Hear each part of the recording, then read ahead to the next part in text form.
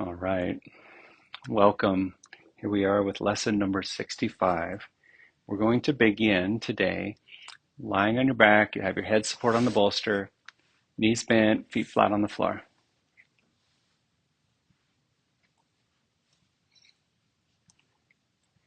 Okay, it's a shape you know well. You bring the right knee toward the right shoulder, interlock your fingers over the knee,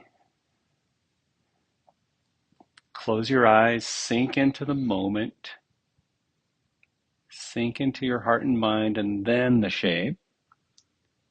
And then slide your hands down on the shin, maybe just a third of the way. So now we can add a little pressure into the knee itself, as well as the groin and the belly and the low back.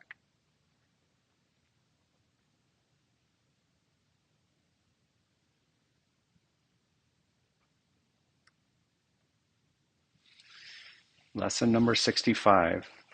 My only function is the one God gave me.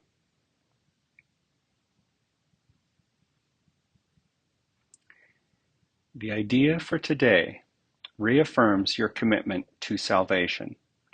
It also reminds you that you have no function other than that. Both these thoughts are obviously necessary for a total commitment.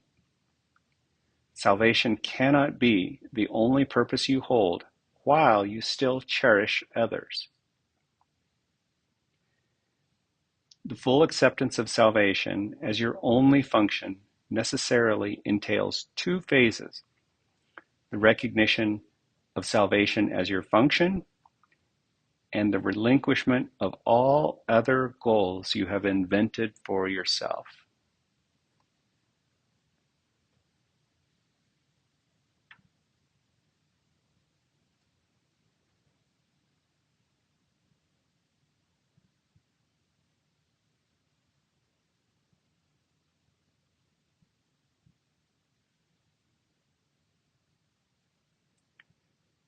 Just let this idea that our only function is the one God gave us.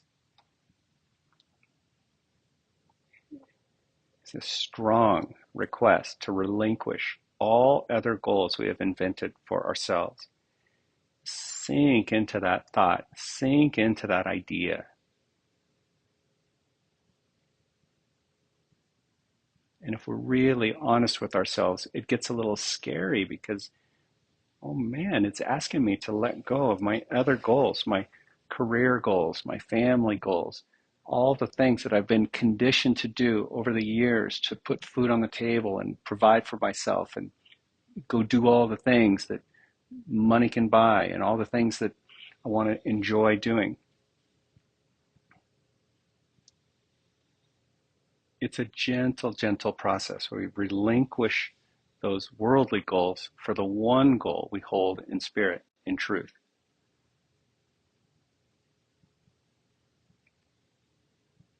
Gently lower your foot to the floor.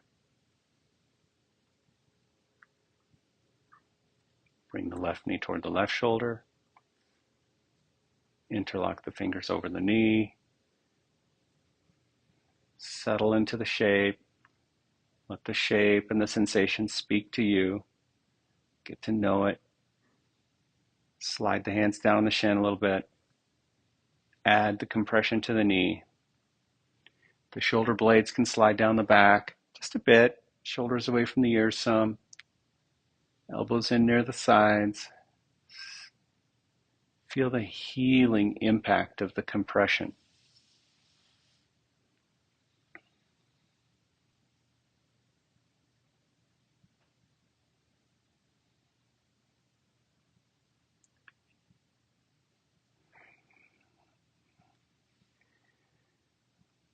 So the part of the mind that wants to be known, the healed mind, the peaceful self that wants to be known, is the part of your mind that is witness to the fact that you're here in this practice, that you've signed up for this series of classes to review these lessons of A Course in Miracles. So there is a part of your mind that wants to be known. There's a part of you that wants this. So from that part of your mind that wants perfect peace, that wants everything, I'll reread the last sentence. The full acceptance of salvation as your only function necessarily entails two phases: the recognition of salvation as your function and the relinquishment of all the other goals you have invented for yourself. Paragraph 2. This is the only way in which you can take your rightful place among the saviors of the world. This is the only way in which you can say and mean, my only function is the one God gave me. This is the only way in which you can find peace of mind.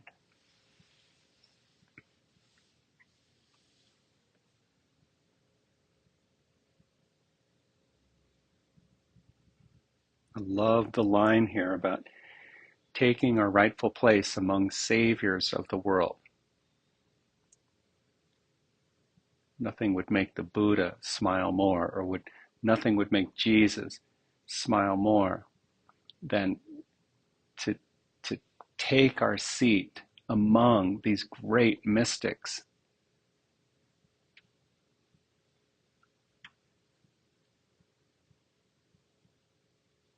Lower your foot to the floor.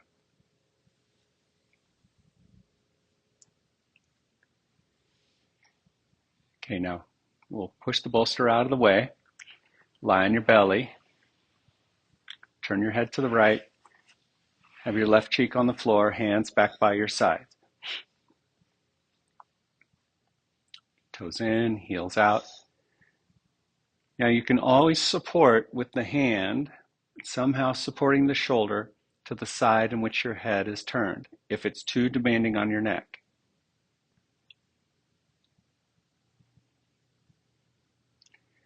You can also support the shape by not being entirely passive. So you may feel muscles in your backside or your neck active a little bit to just manage any intensity. That's okay too. Time will come where you're fully passive in the shape.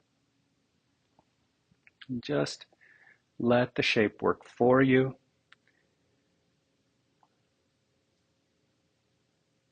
Keep returning to the idea, my only function is the one God gave me. Okay, now it gets into a little more description about our practice. The way we're going to practice now going forward starts to change here a little bit.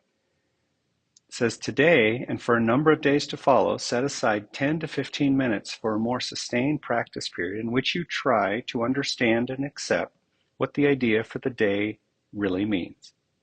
Today's idea offers you escape from all your perceived difficulties. It places the key to the door of peace, which you have closed upon yourself, in your own hands. It gives you the answer to all the searching you have done since time began. So we don't realize it, but we've made up a prison house where we are both prisoner and prison keeper. And what this line is saying, you hold the key in your hands to your own door that's going to set you free. And we disempower ourselves by assuming the key is outside of us, that other things need to change, or that I'm going to find the key to my happiness in an other. Nope, it's in our pocket. Lift your head and slowly turn through. Yep, turn to the left. Set the right cheek down. Make sure this side works for you.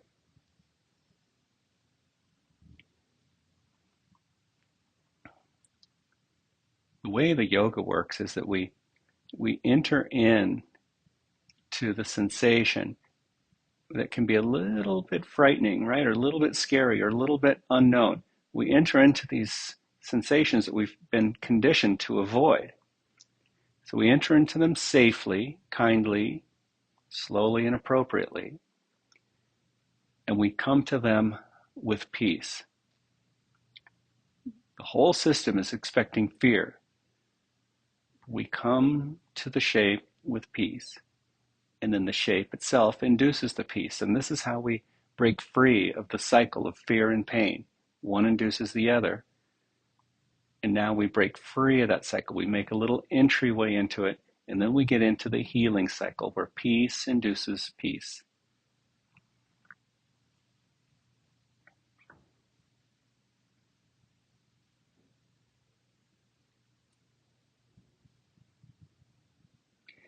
In paragraph 4, it says, try, if possible, to undertake the daily extended practice periods at approximately the same time each day.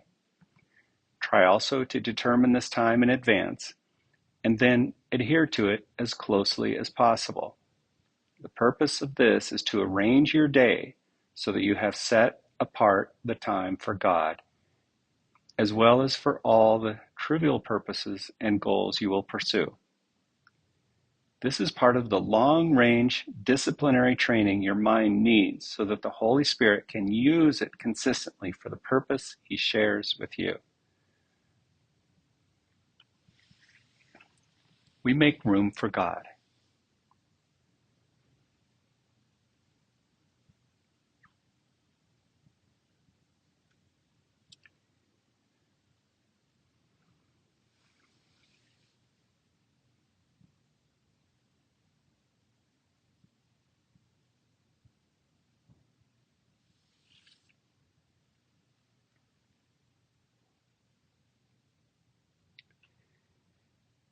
Now, bring your hands underneath your shoulders, or really out in front of you a little bit. Let your head come back to the center.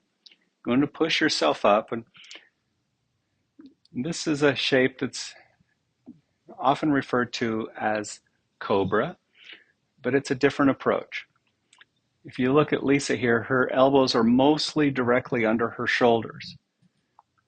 But to diminish the intensity, you may walk your hands out a little bit, you may walk your elbows apart a little bit, or you might walk them back a little bit, whichever feels appropriate to let some of the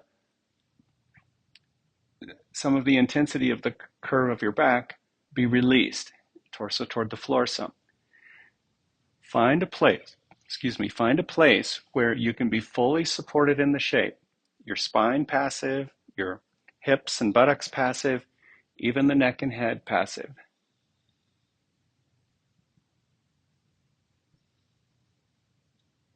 Okay? Yeah.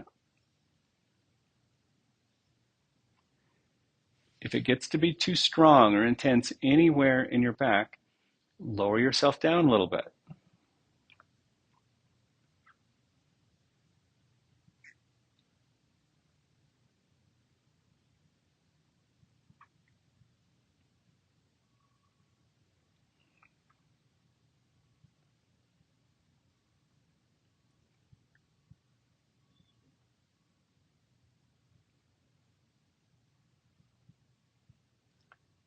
That's excellent.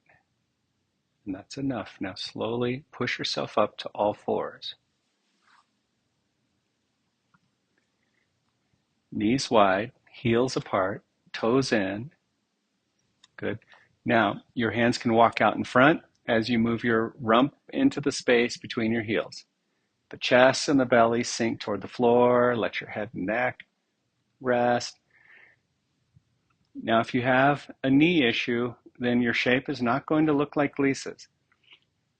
You're going to thoughtfully move toward this shape and make sure the sensation in your knees is a healing sensation. Has to be appropriate.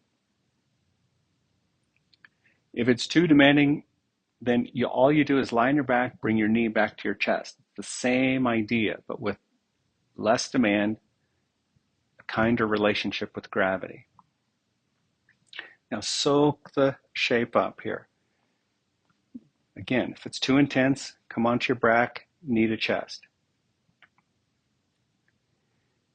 Paragraph 5, for the longer practice period, begin by reviewing the idea for the day, then close your eyes, repeat the idea to yourself once again, and watch your mind carefully to catch whatever thoughts cross it. At first, make no attempt to concentrate only on thoughts related to the idea for the day. Rather, try to uncover each thought that arises to interfere with it. Note each one as it comes to you with as little involvement or concern as possible, dismissing each one by telling yourself, this thought reflects a goal that is preventing me from accepting my only function. This is our yoga, to watch the thoughts that interfere with true peace, the same way we use the shapes to find the blockages that interfere with healthy mobility.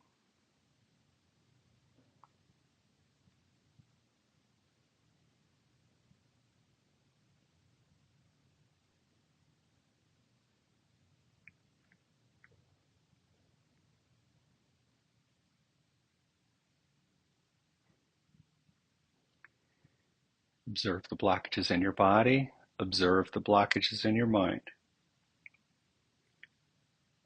Because that's what it says. Rather than focusing only on the idea for today, which is my only function, the one God gave me, let me watch the thoughts that block that idea, that block that truth.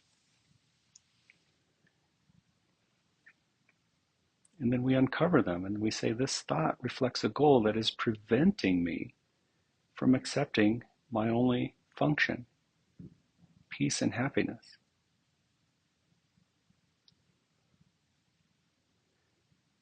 All right, now release the shape and stretch yourself on the floor. You just make your way onto your back.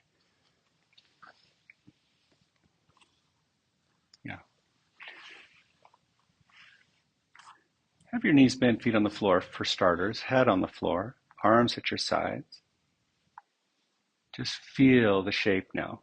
Feel the change in energy.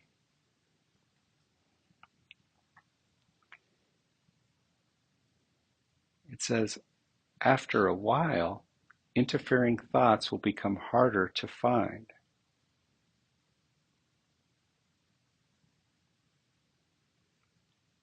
It says, try to continue a minute or so longer, though, and attempt to catch a few of the idle thoughts that escaped your attention before. But don't strain. Don't have undue effort. Be kind to yourself.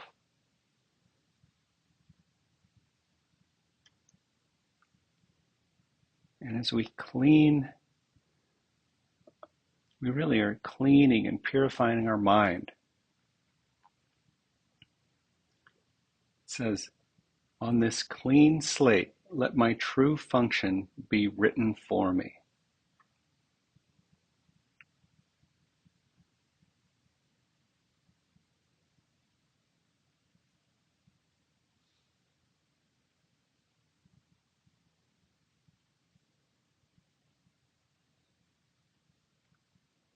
Nice.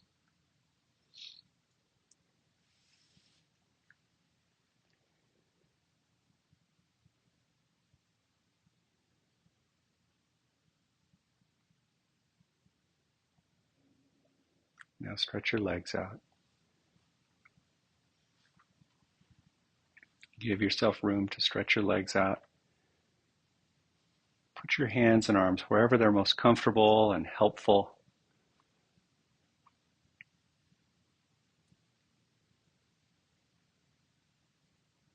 We gently remove the barriers to peace. We remove the blockages that keep us from experiencing the true function that God gave us or gives us. What's revealed is a clean slate in which our true function can be written.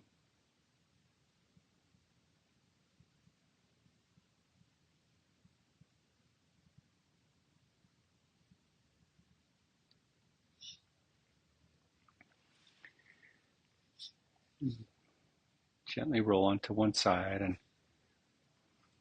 after a brief pause there, you can push yourself up and find a comfortable seat.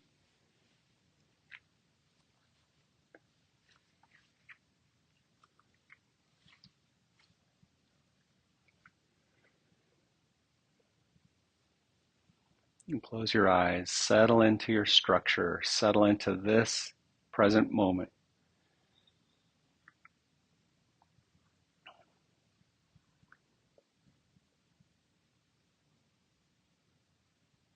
Bring your hands to your heart.